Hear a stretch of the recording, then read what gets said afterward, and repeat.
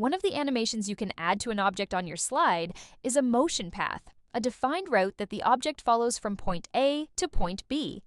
Creating the motion path is only half of the animation. The second half is telling storyline when that animation should happen, and that's exactly what the move trigger is designed to do.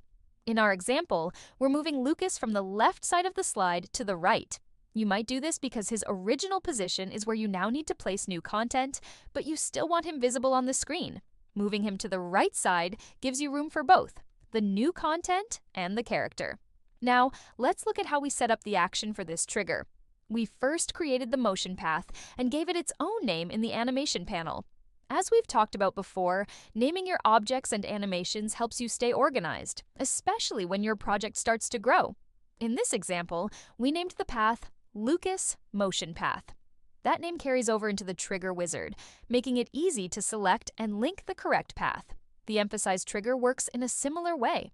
You're assigning one of the 12 emphasis animations to an object to help create movement and engagement. You can either apply the animation directly to the object on the Animations tab, or you can set it up here using the trigger wizard. Both approaches work the same way.